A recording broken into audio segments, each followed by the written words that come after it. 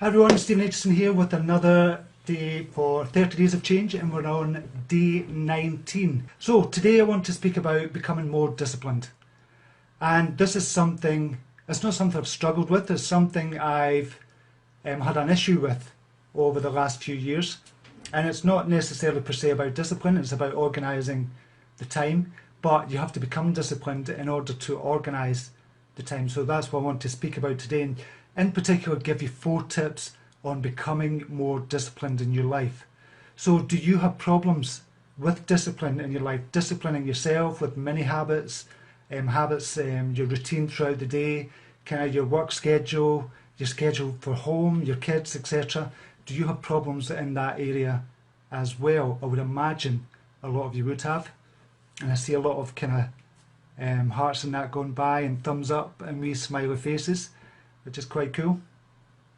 So good morning Marshall Works, good morning to you, good morning Princess, hi, how you doing? Demetrius, how you doing? Awareness, very good. Yep, you have to be aware of it as well. So what I'd like you to think about is when you want to become disciplined in an area of your life, you've got to think about, the first thing you've got to do is think about your why. Think about the big why, what is the big picture? And then when you think about your why, so for example, if you want to become more disciplined at work, and say for example you hate your work, and a lot of people just don't like the work, they see it as a means to an end, because it is. It just goes to pay the bills, it goes to pay the mortgage, pays the rent, or whatever. But a lot of people hate their work, they don't like going in, but they realise they have to go in for that paycheck at the end of every week or the end of every month. So a way to get around that and become more disciplined and more kind of happy at work as well is to think about your big why. Why are you going into work? Obviously it's to get the money, it's to pay the rent, but when you're thinking about paying the rent, think about what's putting over your head. It's got a roof over your head, you're keeping a family together, you're keeping your partner, your family together as well, you're keeping them happy, you're putting food on the table as well. So it's not just to pay the rent as such, it's what the rent brings, it's what that house means to you as well. So if you think about the big why, the big picture. So if you didn't have that paycheck at the end of every week, at the end of every month, what would it be like? You'd be in an even worse kind of situation. Whereas just now you're getting a paycheck at the end of the month if you've got a job. You might hate your job, but it's giving you so much more. And if you think about the big why, then that's a great reason, or that's a really good reason to go to work every single day. And it's one of the things I struggled with as well when I had crappy jobs when I was younger. And when I was I was quite fortunate, I had stable jobs when I was younger. But it was a means to an end. It was just to go out the weekend with my mates, or kind of try and save up to buy a car or a keyboard. I was into keyboards at the time and synthesizers. And so that was a means to an end. And I always thought about, okay, I'm getting this money and it's going to buy me this DX7 that I always wanted, the Yamaha DX7 I think it was, when I was into the synthesizers. Couldn't play a note, but I just always wanted them. And I always thought about going out the weekend, so my weekend started on a Wednesday night, so it was Wednesday, Thursday, Friday, Saturday, Sunday. And that was it. And as long as I had money to go out with my mates and friends and have a good time, it was fantastic. And I always thought about that. As much as I didn't like the jobs, I always thought about there's something to look forward to. I thought about the big why. The second thing is to get emotionally attached, and this is thinking about your big why as well. Get emotionally attached to why you're doing it. So immerse yourself in the reason you're doing this. It could be if you want to save up. If you're doing your job, you want to save up so you can get married, so you can have a fantastic wedding with your partner. That might be your big why. Get emotionally attached to that and see the big picture, see the end goal at the end of it, just to know what it's going to feel like when you do get married, when you've got that big event and your partner's looking fantastic and everybody's having a great time. And if that's one of your reasons, then get emotionally attached to the big why. Get emotionally attached to the reasons that you're doing this for. Because, as I said, you're not going to a job just to get money. It's not for that. It's what that money gives you at the end of the day. And that money might give you freedom if you're saving up, or you're investing, it might eventually give you freedom. So if you emotionally attach yourself to that as well, attach yourself to the reason, the end goal that you're actually saving up for, or the end goal that you're bringing in money at the end of every month. And it usually comes to do with family, or it might be freedom in the form of a car. You might need a new car, that might give you more freedom. Or it might be to save up to start your own business. Think of the big reason, and emotionally get attached to that reason as well. Put your heart and your soul and your imagination into what that's going to bring you. So it's a payoff. There's got to be some kind of payoff there. And if you emotionally attach yourself to that, it's going to be so much better than dragging yourself into work and going, I hate this job, I don't like doing it. But if you turn it all around, you'll be much happier at work, plus you'll reach your goals a lot quicker as well. Another thing about becoming disciplined, what I've done, particularly for entrepreneurs or people that are working online or they're working for themselves, usually what I would do a couple of years ago, well, even up to 6 months ago or something, I would get up first thing in the morning, 4:30, 5 o'clock, and I would open up the computer and I would have all these messages. So I'd have all the emails, I'd have the Facebook messages, I've had other type of messages as well. So I would deal with all of them and write back to them. And my thinking was, okay, I'll get them out of the way first and then I can start.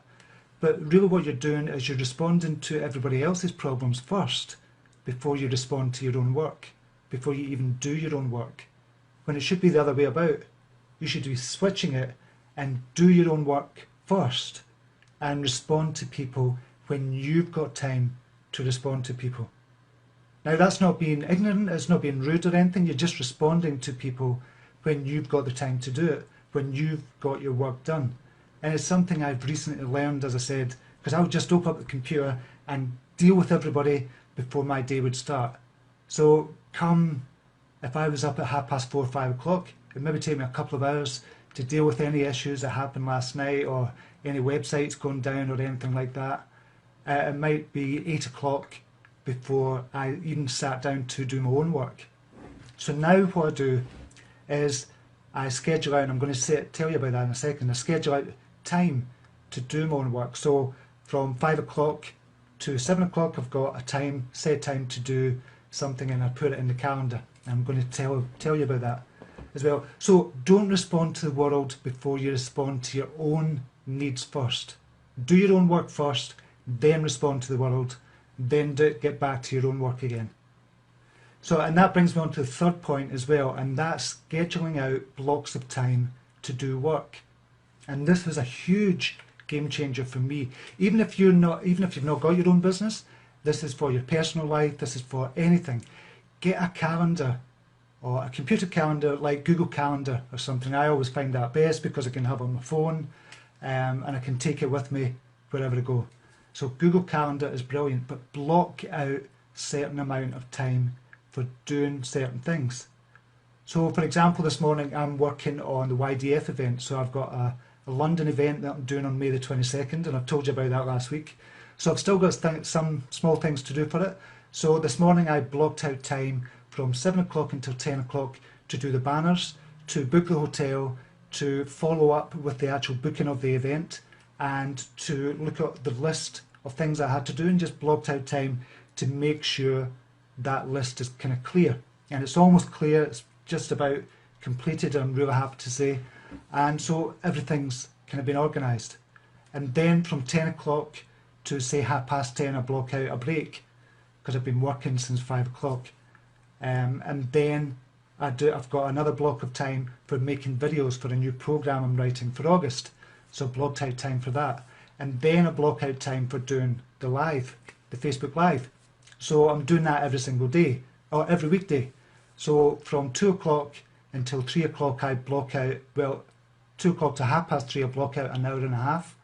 So I do the live video, it's uploaded, and then I try and respond to comments for maybe 20 minutes, half an hour. Then I have a quick break, and then I come back, respond to more comments, and then I'm back on to the next block of time. So having a calendar is going to change your life so much.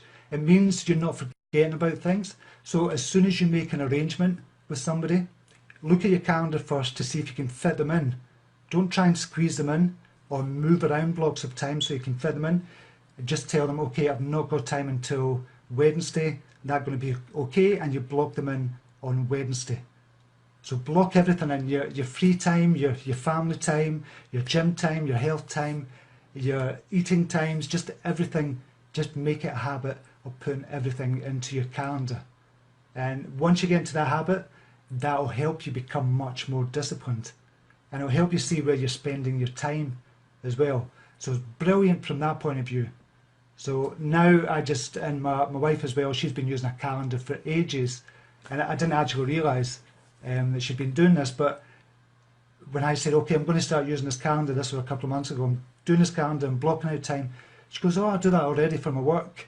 And she does it for her personal time as well. But she's just done it for a couple of years automatically.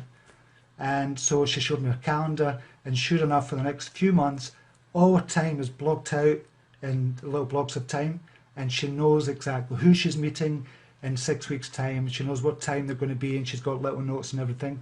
And she's really, really organised, my wife. I'm not quite as organised, but I hope to emulate kind of her one day, and that's what I'm trying to do just now. So using a calendar is going to help you so much if you do that as well. If you don't use a calendar, I would definitely recommend it. Can you recommend any apps? Sherry BME is asking. Any apps for scheduling? No, it's just the Google Calendar. If you get the Google apps themselves, if you get download, it depends on what phone you have, but you can get Google apps on that and get the Google App Calendar and just put that on as well, and that will sync in with your computer. So that's great. Sue Hamlin says your wife is a keeper, definitely.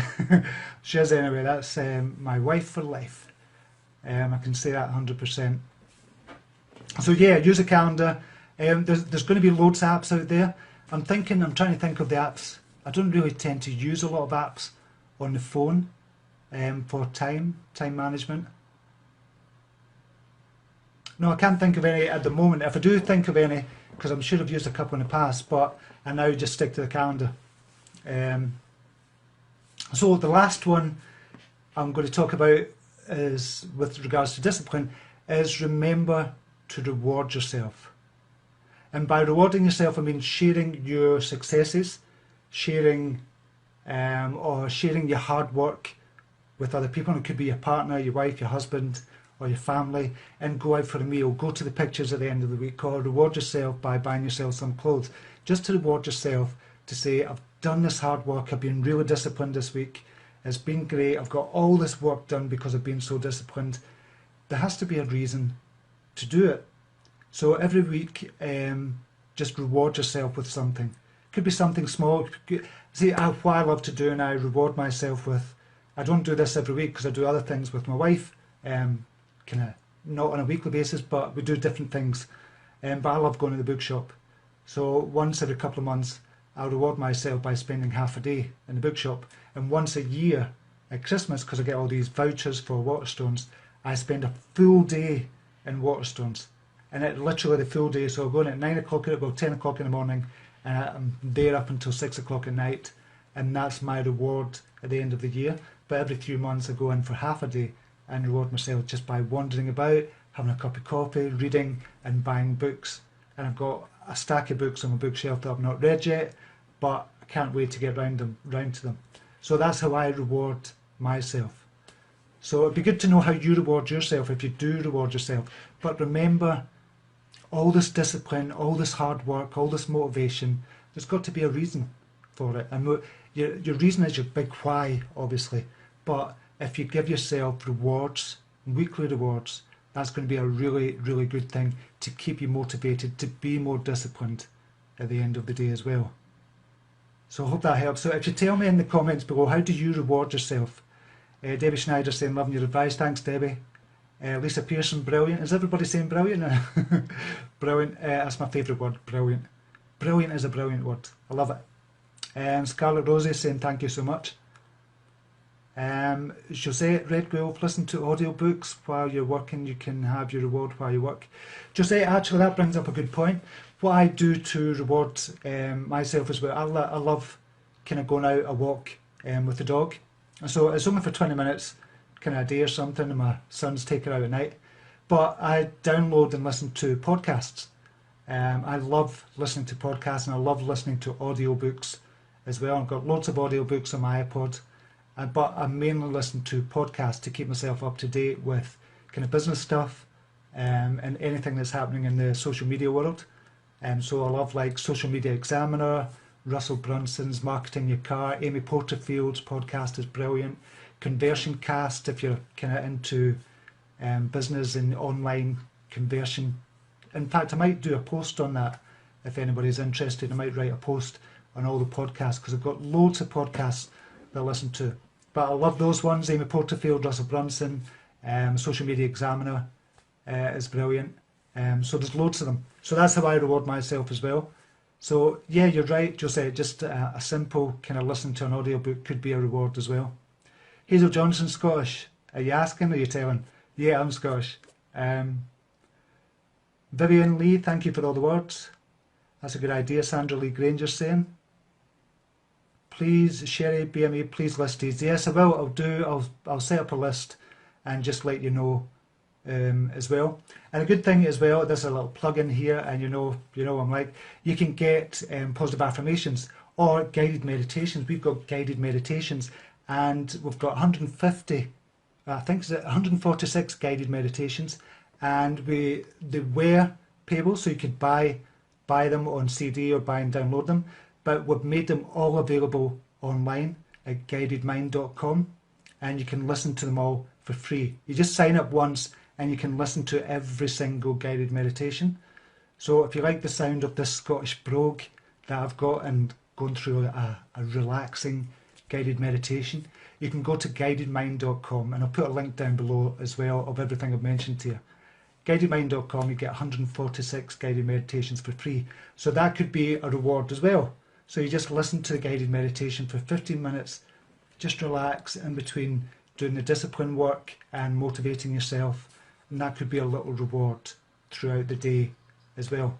And I must admit, I do listen to my own guided meditations, a couple in particular that I like to listen to and just go, and it's telling you a story, it's creating a memory in your mind. That's why I love guided meditations so much, and I believe in them so much, because you're creating a memory, because your brain can't decipher between what is real and what's not, or what you created as a memory and what is really a memory. And what is really a memory anyway, if we think about it, it's open to interpretation.